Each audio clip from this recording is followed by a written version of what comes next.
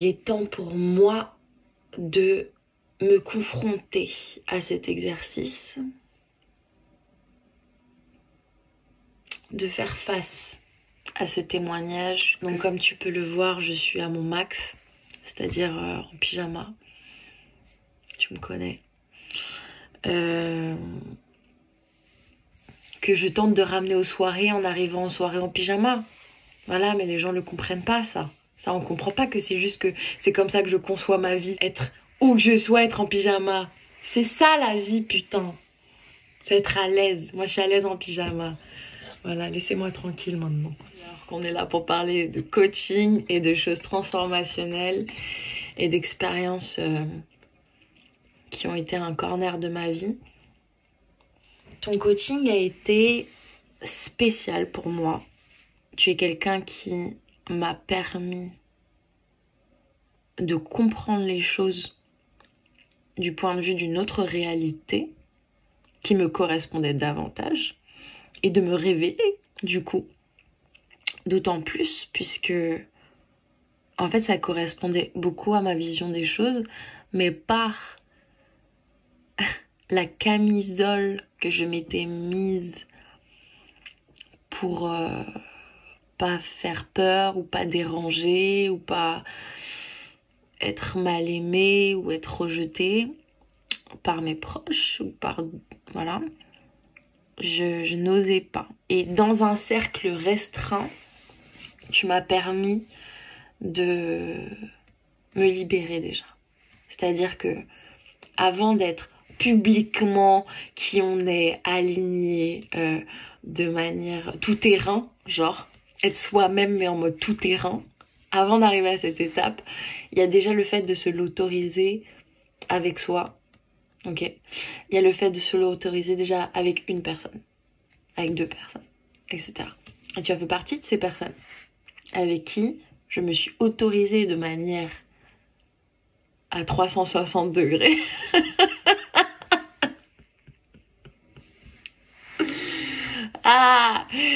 d'être moi-même. Déjà, merci pour ça. Merci de m'avoir permis de m'exprimer d'une des rares façons que les gens puissent comprendre, sans interpréter, sans prendre personnellement, sans se dire « Ah tiens, mais si elle est comme ça avec moi, c'est que y a ambiguïté. Ah mais si, non en fait, non, chacal, non, bois de l'eau frère. C'est juste que je suis comme ça, que c'est ma manière d'être. » Dans ton coaching, on apprend à quel point chaque zone du corps a une signification, a des blessures, a son lot son lot identitaire. Se montrer en tant que femme, c'est pas dingue. C'est sale. Ça envoie des messages. Je comprends pas que les gens interprètent systématiquement, de manière personnelle, ce que font les autres. Je me suis regardée dans le miroir et je me suis honorée. Je me suis regardée dans le miroir, je me dis tiens, j'ai vraiment envie de mettre cette jupe parce qu'elle me plaît, parce que je me sens bien avec. Tiens, j'ai vraiment envie de mettre ce rouge à lèvres parce qu'il me va bien, parce que je me sens belle avec. Tiens, j'ai vraiment envie de mettre ces sous-vêtements et de danser avec, parce que j'ai un sentiment d'empowerment avec. Tiens, j'ai vraiment envie de faire ce shooting nu, parce que je me sens puissante nue. Parce qu'on voit toute ma vulnérabilité nue. Parce qu'on voit mes blessures, mes cicatrices nues. Nue, tu te caches plus. Mise à nu, on dit. Mais être nue, c'est pour une femme, voilà, c'est sexualisant. C'est que tu veux plaire, tu veux attirer l'œil sur toi, tu veux... Quand je fais des shootings nus dans ma salle de bain, c'est pour moi que je le fais. C'est pour me regarder. Telle que je suis. de la façon la plus brute possible. Sans artifice. Nu. Ah, tu te caches plus, chacal. Il n'y a que ton corps qui raconte l'histoire. De la manière la plus simple, la plus authentique et la plus brutale. Et quand tu te regardes face à toi-même, ton corps, je te garantis. Waouh, qu'est-ce que c'est dur. Et c'est à ce moment-là que tu prends du recul et tu regardes l'ensemble. Et tu te dis, c'est beau, je suis belle. Je suis mariée à moi-même, que je le veuille ou non en fait. C'est-à-dire je suis née dans ce corps, frère, je mourrai dans ce corps. Là, pour cette vie. Ok ? Moi, comme tu le sais, j'ai jamais eu de problème à m'exprimer en cachette. Ça fait 10 ans que je fais de la musique. Ah, ça va, ça fait quelques mois maintenant que je commence à en parler. On commence à savoir que je fais du son. Donc j'ai appris à me connaître. Donc j'ai appris à me lâcher. Donc j'ai appris à me kiffer. J'ai appris à kiffer seule dans ma grotte.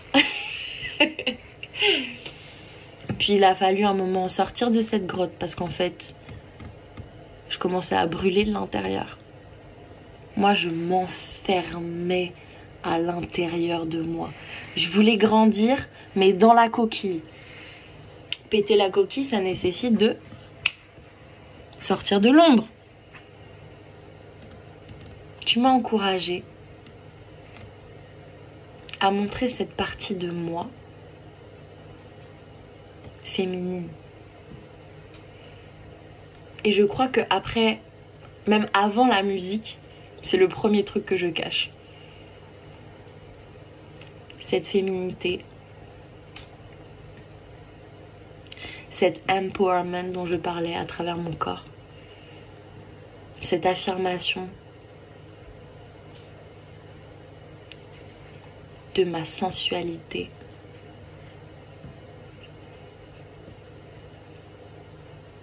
Putain, j'avais du mal à regarder ça. Je kiffais ça, mais en secret. Parce qu'on montre pas ça. Moi, je suis issue d'une famille qui a certains standards de présentation. Et il y a certaines choses qu'on ne se permet pas parce que c'est déplacé, parce que nanani. Et en fait, j'ai compris que c'était pas mon point de vue à moi. Ça ne m'appartenait pas, ça. Parce que j'avais peur. Tu sais que je sais ce qui se passe souvent en moi. J'ai une vision assez globale. Je connais mes bullshit, je les vois arriver. Après voilà, à force de travailler, on voit ce qui se passe, on sait. Mais savoir, on s'en bat les couilles. Parce que savoir, ce n'est pas faire. Encore une fois. Et qu'il n'y a que faire qui compte en fait. Je pense que c'est le coaching le plus dérangeant et le plus disruptif que j'ai connu. Et que je pense qu'il me fait, de manière sous-jacente, tellement accepter des choses de moi que je n'arrive pas à accepter. Parce que la société, là déjà tout ce que j'ai dit jusqu'à présent, frère, c'est profondément ce que je pense. Et encore là, je mets des mots dessus, alors que j'ai jamais l'occasion de mettre des mots dessus. Parce que j'ai jamais l'occasion d'en parler dans la société. Et c'est pourquoi j'écris un livre actuellement sur ces femmes qui méritent le respect, la dignité. Pourquoi certaines facettes pourraient être acceptées, pas d'autres. Ton coaching, il m'a permis d'accélérer le tournant dans ma vie, de prendre part à cette partie de moi, de l'assumer, de la faire venir au devant de la scène. Je viens de sortir un premier clip là à l'iPhone. Je vais en sortir un deuxième, je pense, dans 2 semaines là.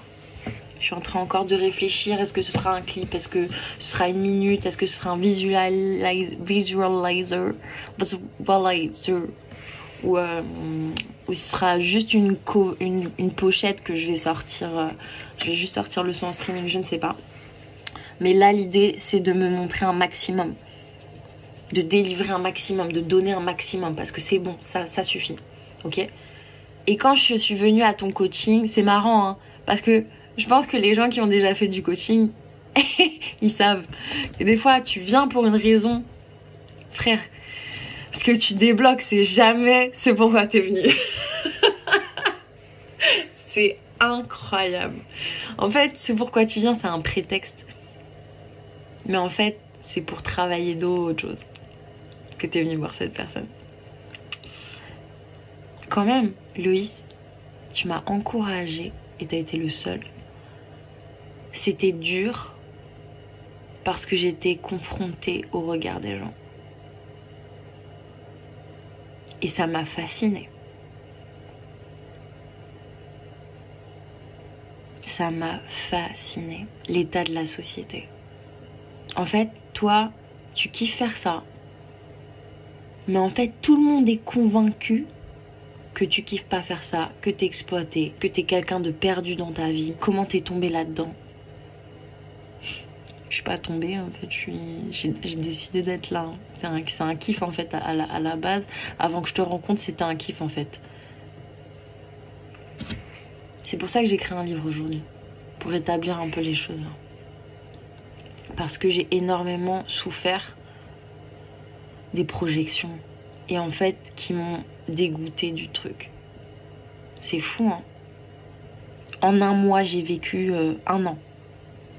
En fait, c'est un peu comme une vie d'artiste, je pense.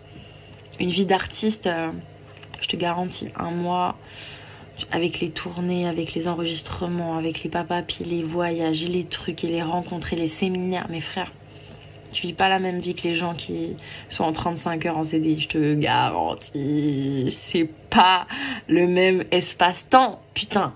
De toute façon, c'est pas le même espace-temps quand t'es aligné à ce que tu fais et quand tu fais exactement ce que tu veux de ta vie. Genre, le coaching, on croit trop que il faut de la matière, il faut des outils, et si on n'a pas ça, ça veut dire qu'on n'a pas payé correct. Enfin, c'est pas rentable. Alors que ce que j'ai payé, c'est de l'énergie, c'est ton énergie, c'est ta valeur humaine que j'ai payée. Et c'est là que c'est difficile, parce que quand tu as longtemps payé pour de la matière, des choses concrètes, un programme avec des outils à appliquer et un process et un résultat, et qu'en fait là on te parle de vivant, d'humain, d'émotion, d'énergie qui circule, c'est en ça que c'est difficile, parce que t'as tout donné. T'as été là à 4 h du matin, t'as suivi mon parcours, t'as suivi mes audios, mes doutes, mais quand je me braquais, quand je revenais, c'était vraiment ça. T'as tout suivi. Et t'étais là.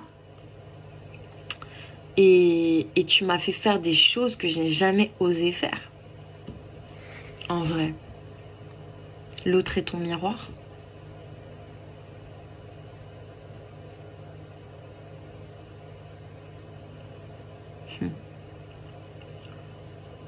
Et les projections qu'on fait sur les autres, c'est des choses qu'on n'arrive pas à régler avec soi.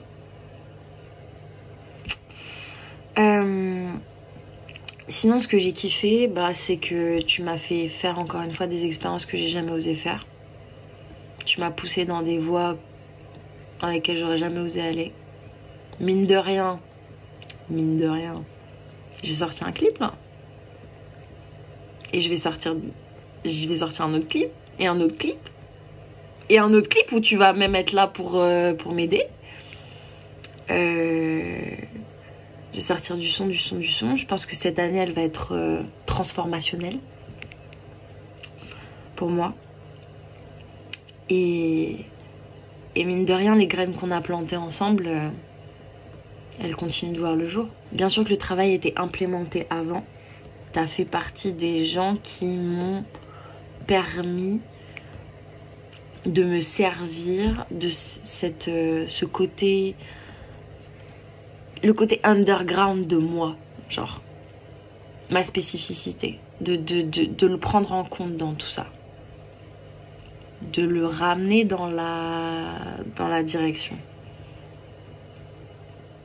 Voilà. Bref, je te kiffe, quoi. T'es un connard. Puis je t'admire en plus. T'as fait des trucs couillus, hein. Vraiment. Le Boogie, il était danseur, il a fait non, je vais être DJ. Il a été DJ, il a réussi dans le truc. Il a été danseur, il a réussi dans le truc. Il a dit, ouais, moi à l'école, non, je vais être danseur. Il était danseur, il a une troupe de Michael Jackson, chacal. Après, il a dit, non, mais la danse, ouais, c'est bien, mais pas comme ça. Tiens, je vais faire danser le monde. Je vais être DJ. Ah, je vais être DJ. J'ai eu des dates. Et nanana. Ouais, DJ, mais... Non, je vais être coach. Ça me ressemble. Ça, c'est aligné. Ça, c'est profondément qui je suis. Et même que tout ce que j'ai vécu avant, ça va me servir dans mon coaching. Parce que je veux faire danser les gens. Je veux faire les gens sortir de l'ombre. Bah, voilà. Premier coaching, tac, tac. 2 clientes closées, dont moi. Tu m'inspires. Tu m'inspires. Je t'aime beaucoup. Je t'aime beaucoup.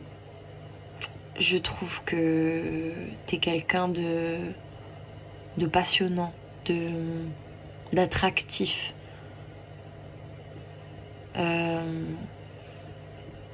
Dans l'idée, la vision, c'est très très intéressant.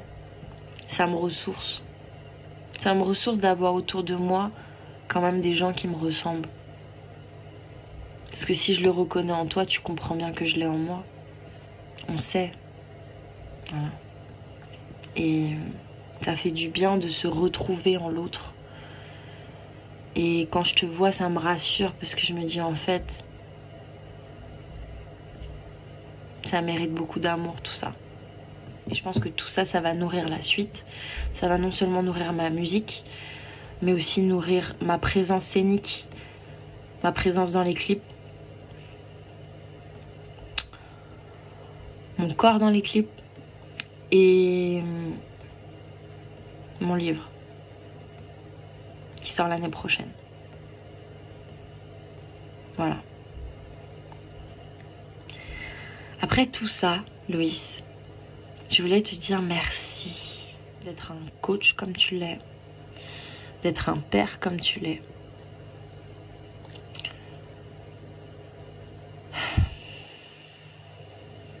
Heureusement qu'il y a des gens comme toi sur Terre.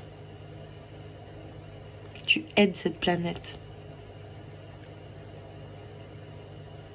T'es nécessaire.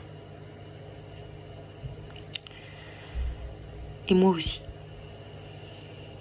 Et nous aussi. N'est-ce pas? Alors on continue. Parce que ce travail n'est jamais terminé. Toujours des choses. C'est qui est fascinant. C'est que même d'une vie, je suis sûre qu'on se réincarne sur Terre après pour aller bosser d'autres choses. C'est infini en fait. Voilà. Bon, il faut arrêter là. On peut lui dire, quelqu'un peut dire à la dame qu'elle a... Il faut finir. On continue.